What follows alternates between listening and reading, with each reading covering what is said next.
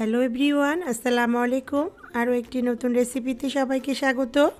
চলে আসলাম রমজান উপলক্ষে একটা নতুন রেসিপি নিয়ে। রমজানে এই রেসিপিটা আমাদের খুবই দরকারি এবং গুরুত্বপূর্ণ। রমজান মাসে আমরা প্রত্যেক দিন কিন্তু বেগনি, পেঁয়াজু, আলুর চপ, পাকোড়া এসব বানিয়ে থাকি। আর এগুলো ছাড়া কিন্তু ইফতারের টেবিল জমেই না। প্রত্যেক দিন আমাদের কিন্তু বেসন গুলাতে হয়, বিভিন্ন কিছু মিশিয়ে রেডি করে ভাজতে হয়।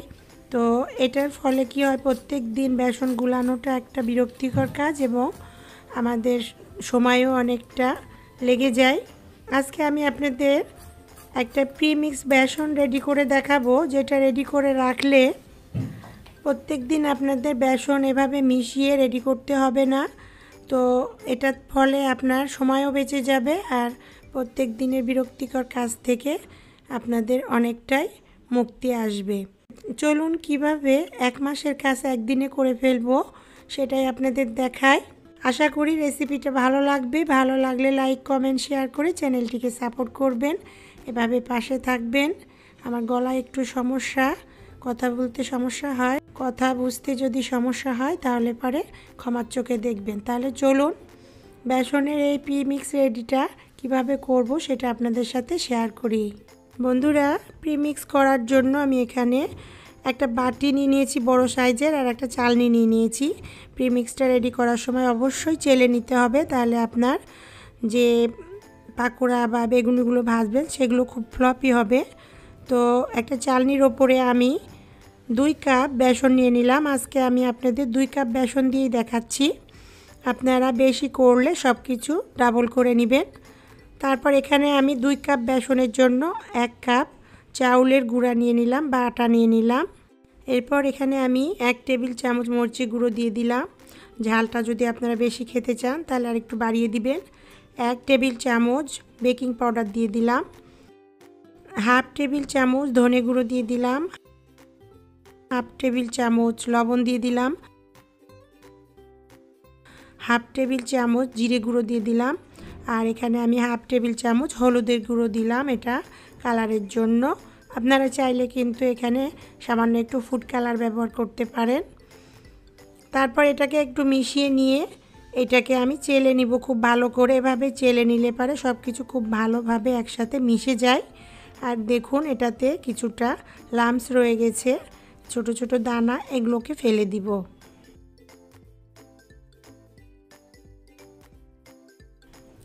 এটা একটু ভালো করে মিশিয়ে নিলাম। এরপর এটা একটা বড় বাটিতে নিয়ে নিলাম, আর এখানে আমি হাফ টেবিল চামচ কালো জিরা দিয়ে দিলাম। আর আপনারা পছন্দ করলে পারে কিন্তু হাফ চামচ গোটা জিরাও দিতে পারেন। তো জিরার ফ্লেভারের চাইতে কালো জিরার ফ্লেভারটা আমার ভালো লাগে, সেজন্য আমি কালো জিরাটাই অ্যাড করলাম। আপনারা চাইলে কিন্তু যে কোনো একটা অ্যাড করতে পারেন, আবার দুটোই একসাথে অ্যাড করতে পারেন, দুটোর ফ্লেভার আসবে। তারপর এটাকে খুব ভালোভাবে মিশিয়ে নিলাম। নিয়ে এখানে আমি এরকম একটা এয়ারটাইট পট নিয়ে নিয়েছি, কন্টেনার নিয়ে নিয়েছি। তো এই মিক্সটাকে এই পটের মধ্যে ঢেলে দিব। দিয়ে এটা খুব ভালোভাবে টাইট করে ঢাকনাটা লাগিয়ে রেখে দিব। এই মিক্সটা যে তৈরি করলেন এটা কিন্তু 1 মাস পর্যন্ত ভালো থাকবে, 2 মাসও ভালো থাকবে। তো এটাকে বানিয়ে রেডি করে রেখে দিলে কিন্তু প্রত্যেক দিনের কাজ অনেকটা সহজ হয়ে যায়। তো আমি এখন আপনাদের দেখাবো এই প্রিমিক্সটা কিভাবে রেডি করে নিব পানি দিয়ে। এই পানি দিয়ে যে ব্যাটারটা বানাবো সেটাও কিন্তু আমি 1 সপ্তাহ পর্যন্ত ডিপ ফ্রিজে সংরক্ষণ করে রাখতে পারবো, সেভাবেই আমি আপনাদের দেখাবো।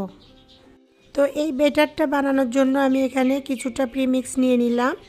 আপনি আপনার 1 সপ্তাহে যতটুকু প্রয়োজন সেভাবে প্রিমিক্সটা নিয়ে নিতে পারেন। তারপর এখানে আমি হাফ চামচ আদা বাটা এবং হাফ চামচ রসুন বাটা দিয়ে দিলাম। তারপর এখানে নর্মাল টেম্পারেচারের পানি নিয়ে নিলাম। পানিটা অল্প অল্প করে দিয়ে ব্যাটারটা বানিয়ে নিব। অল্প অল্প করে পানি দিয়ে ব্যাটারটা বানালে আপনার ব্যাটারটা একদম পারফেক্ট হবে, পাতলাও হবে না, বেশি ঘনও হবে না। তো এভাবে অল্প অল্প পানি দিয়ে ব্যাটারটা আমি রেডি করে নিব।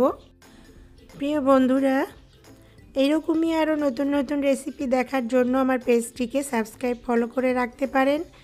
আগে থেকে যেসব বন্ধুরা সাবস্ক্রাইব, ফলো দিয়েছেন তাদেরকে অসংখ্য ধন্যবাদ, অনেক অনেক ভালোবাসা। বেশি বেশি করে শেয়ার করুন ফ্রেন্ডস ফ্যামিলির সাথে। কমেন্টস করে জানান রেসিপিটি আপনার কাছে কেমন লেগেছে। ভালো লাগলে একটা লাইক দিতে ভুলবেন না। বন্ধুরা, আমার জন্য একটু দোয়া করবেন। আমি একটু অসুস্থ, যেন তাড়াতাড়ি একটু সুস্থ হয়ে উঠতে পারি। আমার গলার শব্দ শুনেই বুঝতে পারছেন আমি কতটা অসুস্থ। তারপর আস্তে আস্তে এভাবে খুব ভালোভাবে এটাকে মিশিয়ে একটা ঘন ব্যাটার বানিয়ে নিলাম। ব্যাটারের ঘনত্বটা দেখতে পাচ্ছেন কীরকম হয়েছে, এরকম একটা ঘন হবে ব্যাটারটা। আর এটার মধ্যে একটু আঙ্গুল চুবিয়ে দেখবেন, আঙ্গুলে যদি ব্যাটারটা লেগে থাকে, পড়ে না যায়, তাহলে আপনার ব্যাটারটা একদম পারফেক্ট হয়েছে। তো এইরকমভাবে ব্যাটারটা বানিয়ে নিয়ে আমরা কিন্তু পটে করে ডিপ ফ্রিজে রেখে দিতে পারি। এটা 1 সপ্তাহ ভালো থাকবে। আর এভাবে রেখে দিয়ে তারপরে বিকালে আপনি ইফতারি ভাজবেন, তার 1 ঘন্টা আগে বা 1.5 ঘন্টা আগে ব্যাটারটা বের করে টেবিলের উপর রেখে দেন। দেখবেন এটা একদম নরমাল হয়ে গেছে, এরকম লিকুইড হয়ে গেছে। তারপর এই ব্যাটারটা দেখুন এরকম একটা লুক আসবে। তো এই ব্যাটারটা দিয়ে তখন আমরা কিন্তু বেগুনি চপ ভেজে নিতে পারি। আর মাখানোর কোনো ঝামেলাই থাকে না, এটা ডিপ ফ্রিজে রেডি থাকে। তো বন্ধুরা, এখানে যে ডিপ ফ্রিজ থেকে বের করার পর আমি এই ব্যাটারটার মধ্যে 2 টেবিল চামচ গরম গরম একদম তেল অ্যাড করে দিলাম।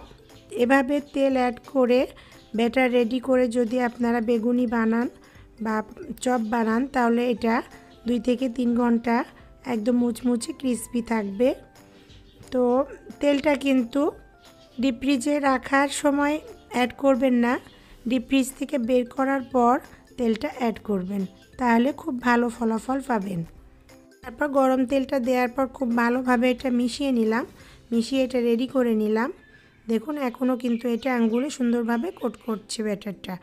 আমি এখানে আপনাদের বেগুনি ভেজে দেখাচ্ছি, এটা দিয়ে এই প্রিমিক্স দিয়ে বেগুনি ভাজলে কতটা মুচমুচে ক্রিস্পি হবে, পারফেক্ট হবে। তো এখানে আমি একদম পাতলা পাতলা করে বেগুন কেটে নিয়েছি। বেগুনি বানানোর জন্য বেগুনটা একদম খুবই পাতলা করে কাটবেন।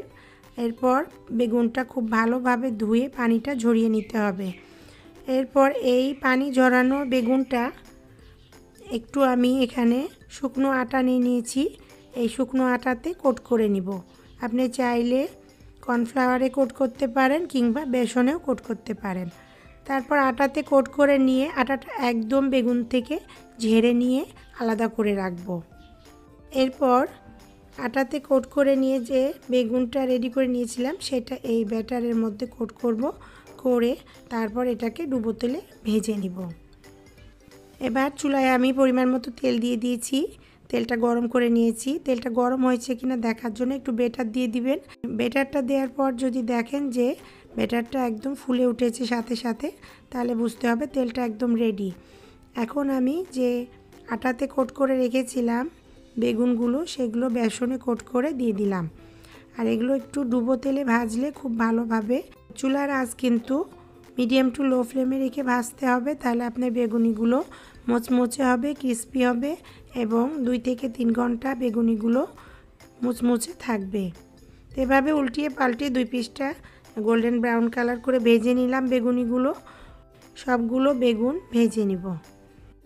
প্রিয় বন্ধুরা, বেসনের এই প্রিমিক্সটা আপনারা অবশ্যই আমার রেসিপি ফলো করে বানিয়ে রেখে দিন, স্টোর করে রেখে দিন 1 মাসের জন্য।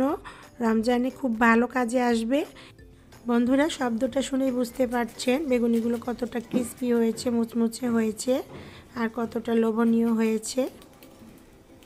এভাবে এই রেডি মিক্সে যদি আপনারা বেগুনি ভাজেন, তাহলে পরে এটা অনেকটা মুচমুচে ক্রিস্পি হবে এবং খেতেও খুব সুস্বাদু হবে।